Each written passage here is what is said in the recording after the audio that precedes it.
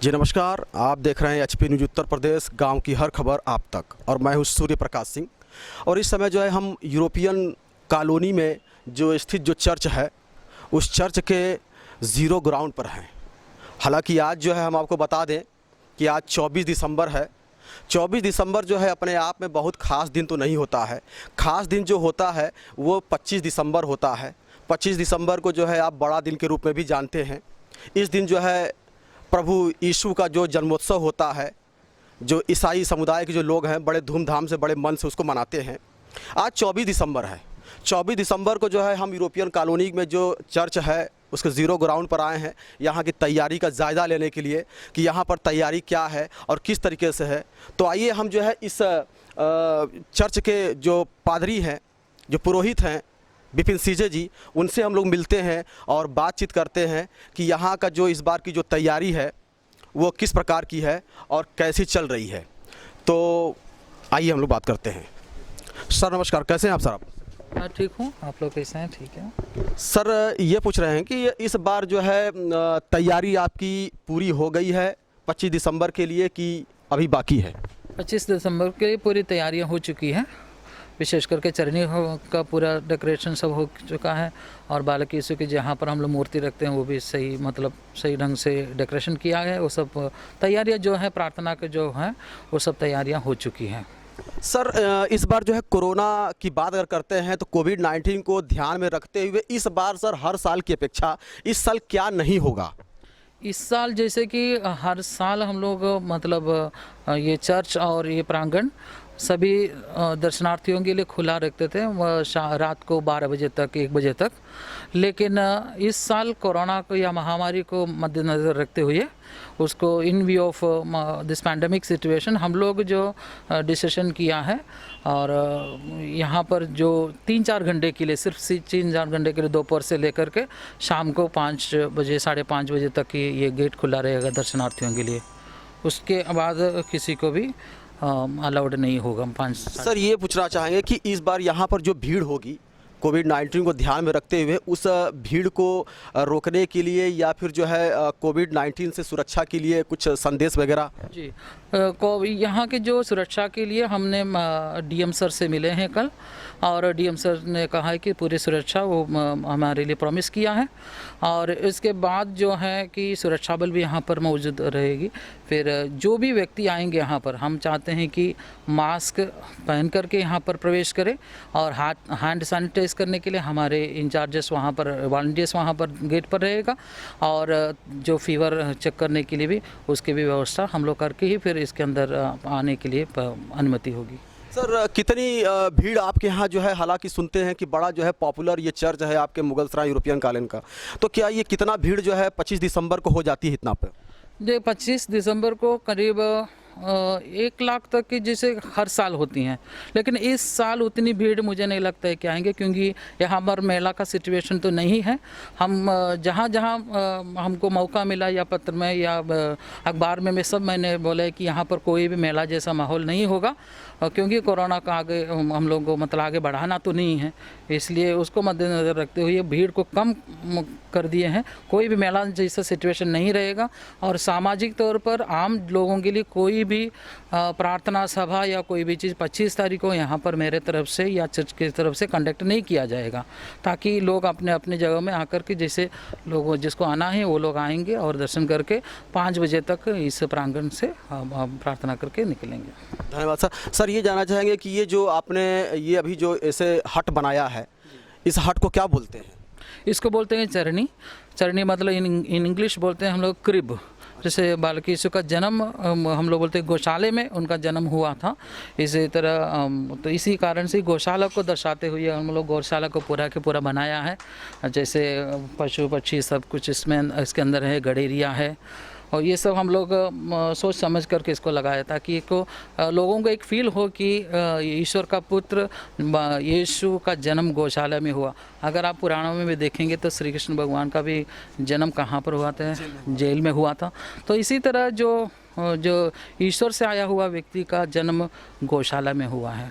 तो हम जो भी व्यक्ति ऊंचा होना चाहते हैं वो अपने आप को नीचा करे, मतलब come down to the earth. तो ये जो है चरनी है, अभी विपिन सीजे जी जो है इस चर्च के जो पुरोहित हैं उन्होंने बताया है कि ये हमारा जो है ये चरनी है। इसी चरनी में जो है हमारे जो प्रभु यीशु थे ईसाई धर्म के, वो इसी चरनी में वो पैदा हुए थे। जैसा कि जो है सर, ये हम कुछ जानना चाहेंगे कि ये जो भेड़ और ये कुछ ऐसा कुछ आपने लगाया हुआ है और ये कुछ भूसा वगैरह का आपने ये जो बनाया हुआ है, क्या है तो मतलब? ये भेड़ बकरियां तो दर्शाता है कि ये गौशाला का एक अनुभूति दिखाता है। मतलब गौशाले में क्या होता है, पशु पक्षी होता है, इसी तरह तो भेड़ बकरियां और गडेरी आप देख रहे हैं, तो गडेरी हैं और स्वर्गदूत वहाँ पर आया हुआ है, 3 राजा लोग वहाँ पर हैं। क्यों गौशाला में 3 राजा लोग भी पहुँच गए हैं उनको सम्मान देने के लिए, उनका दर्शन करने के लिए। तो जैसे 25 तारीख को बहुत सारे लोग इनको दर्शन करने के लिए आ जाते हैं।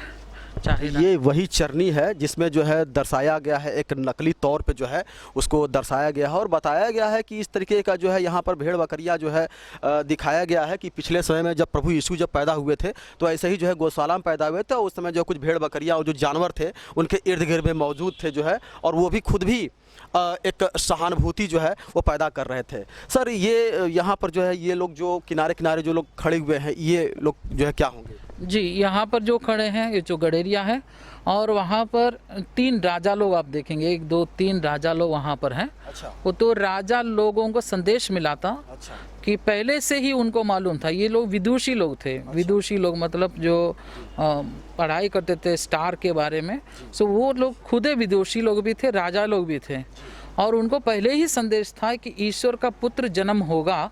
जब ईश्वर का पुत्र जन्म होगा वहाँ पर तारा उदित होगा। अच्छा। तो उन्होंने अपने जो पढ़ाई के अनुसार, अपने लिखा पढ़ी के अनुसार उनको समझ में आ गया कि क्योंकि विदुषी लोग थे कि तारा का उदित हुआ, तब उनके तीनों ने समझ गया कि हाँ तारा का उदित हुआ। ऐसा वाला तारा कभी भी उदित नहीं होता है जब तक वो ईश्वर का पुत्र जन्म नहीं होता है। तो उनको मालूम था, तो तारे को देख करके तारे इनके आगे आगे चला।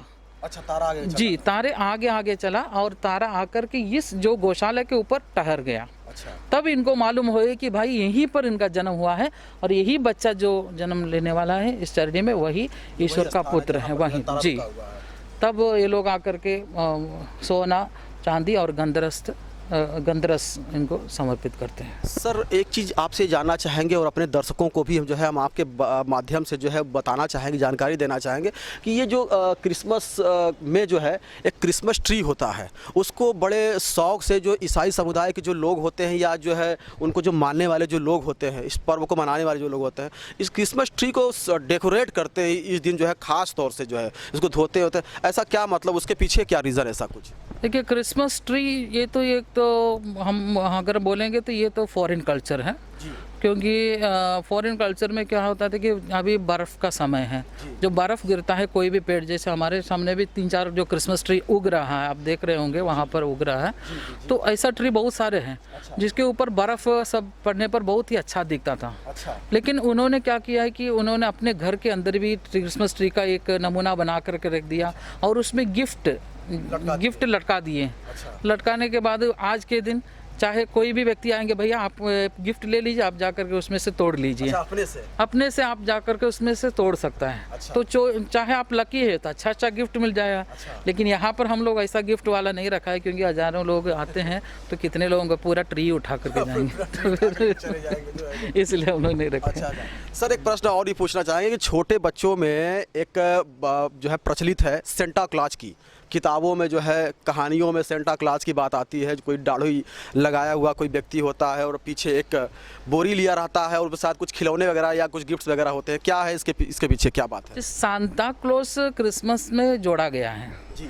ये भी वो जो बर्फ़ के समय जैसे बच्चे लोग खेलते हैं, जैसे हम लोग जैसे खेल कूद करते हैं, उसी तरह वो लोग बर्फ़ से खेल कूद सब करते हैं। अच्छा। उस समय पहले के जो मतलब इतिहास तो नहीं है, कोई किसी व्यक्ति के द्वारा बनाया हुआ है कि सांता क्लॉज बालक यीशु से कोई भी रिलेटेड चीज़ नहीं है, लेकिन सेलिब्रेशन से रिलेटेड है। सेलिब्रेशन से रिलेटेड है। तो सांता क्लॉज आता है, सांता क्लॉज के क्या करते हैं कि जैसे बुजुर्ग लोग क्या करते हैं, अपने जो पॉकेट में है वो दे देंगे किसी को, हम कोई भी गिफ्ट दे देते हैं। तो इसी तरह सांता क्लॉज एक ओल्ड मैन है जो क्रिसमस के दिन आएगा, बच्चों को कुछ गिफ्ट दे देगा। तो इसी तरह फिर वही जो मतलब वो सेलिब्रेशन से रिलेटेड कर दिया है, जो है इससे मतलब बाल के यीशु से या क्रिसमस से कोई भी relation नहीं उससे। लेकिन हाँ, एक गिविंग पर्सन, एक उदार व्यक्ति के तौर पर सांता क्लॉज को दर्शाया गया है, क्योंकि क्रिश्चियन रिलीजन जो है गिविंग है, उदारता का एक धर्म है। सर जी पूछना चाहेंगे आपसे कि जो है कि जो ईसा मसीह थे, प्रभु यीशु जो थे, वो संदेश क्या दिए थे समाज को? उसमें से कोई जो बहुत महत्वपूर्ण जो आपको संदेश लगता हो वो हमारे दर्शकों को आप बता दें। सबसे महत्वपूर्ण संदेश यीशु ने लोगों को दिया था कि एक दूसरे को क्षमा करो, एक दूसरे को क्षमा करो, एक दूसरे को प्यार करो। इससे बड़ा नियम कोई चीज़ नहीं है। मतलब ईश्वर को सबसे पहले प्यार करो, और ईश्वर को जैसे आप प्रेम करते हैं उसी तरह एक दूसरे को प्रेम करो, एक दूसरे को प्यार करो, अपने पड़ोसी लोगों को। अगर मैं बोलता हूँ कि मैं ईश्वर को प्यार करता हूँ, लेकिन नज़दीक में हमारे पड़ोस में कोई भूखा मर रहा है तो हम नहीं दे रहे, हम मंदिर में जा कर के चढ़ा रहे हैं 100 रुपया, लेकिन भूखे व्यक्ति को 5 रुपया का पानी नहीं पिलाता, वो ईश्वर के लिए स्वीकार्य नहीं है। तो ईश्वर ने यीशु ने कहा है कि ईश्वर को सबसे पहले प्यार करो। अगर तुम ईश्वर को प्यार कर रहे हो, अपने पड़ोसियों को प्यार करो। अगर आप एक दूसरे को प्यार कर रहे हो तो क्षमा भी करो। क्षमा नहीं करके, बिना करके कोई भी प्यार उसमें सफल नहीं होता जी। सर जो इधर कुछ है, कुछ आपने इधर कुछ बनाया हुआ है, कुछ ये भी क्या है, जरा सा इसके विषय में थोड़ा सा कुछ हमारे दर्शकों को।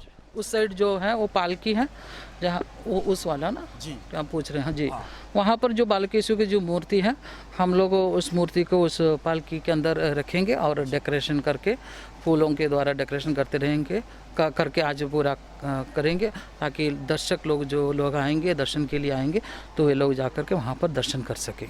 कल सर कार्यक्रम आपका जो है कितने बजे से आरंभ हो जाएगा? ऐसा कार्यक्रम हम लोग कोई भी आयोजन नहीं कर रहे हैं, कोई भी कार्यक्रम हम लोग इस साल आयोजन नहीं कर रहे हैं। लेकिन दर्शन करने के लिए, बालक यीशु के लिए जो क्राउड, जो भी लोग आते हैं, हम लोग उसको रोक नहीं पाएंगे, क्योंकि ये मंदिर है, मंदिर तो हर जगह खुला रहेगा।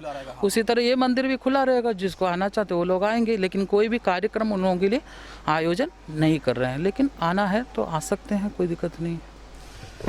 तो ये थे इस चर्च के पुरोहित विपिन सीजे जी। विपिन सीजे जी से हमने बहुत सारी बातें की और कोविड-19 को ध्यान में रख करके उन्होंने बहुत सारी बातों को भी बताया, और ये बताया, और उन्होंने मुख्य बात यही बताई है कि जो कार्यक्रम हर साल की भांति जो होता था वो इस साल नहीं होने वाला है। मेले वगैरह फेयर का कोई जो है आयोजन नहीं होगा, और जो भी भीड़ आना चाहती है तो उनको जो है आने पर कोई मनाही नहीं है, कोई रोक नहीं है, वो आ सकते हैं। उसके लिए जो है केवल उनको मास्क लगा करके आना है। जो भी कोविड-19 को जो है ध्यान में रख करके जो भी नियम हैं वो ध्यान में रख करके वो यहाँ पर उनको आना होगा। 5:30 बजे का समय है। हम भी आपसे यही चाहते हैं कि अगर आप जो है मुगलसराय या चंदौली ज़िले के आसपास में अगर कोई एरिया में अगर रहते हैं, या जो है यूपी के किसी भी कोने में है, या इंडिया किसी कोने में है, तो ये जो है मुगलसराय का जो यूरोपियन कॉलोनी का जो चर्च है वो काफ़ी अट्रैक्टिव चर्च है। अगर आप देखना चाहें तो यहाँ पर जो है मुगलसराय में आकर के यूरोपियन कॉलोनी में ज़रूर आएँ, और यहाँ का जो भी कार्यक्रम है, जो भी कार्यक्रम आयोजित होते हैं, उन कार्यक्रमों का लुत्फ़ उठाएँ आप। कैमरामैन अनिल कुमार के साथ मैं सूर्य प्रकाश सिंह, HP न्यूज़, उत्तर प्रदेश। अब तक की खबरों में इतना ही। अपने क्षेत्र की तमाम छोटी बड़ी खबरों को देखने के लिए हमारे चैनल को सब्सक्राइब कर बेल आइकन दबाना ना भूलें। नमस्कार।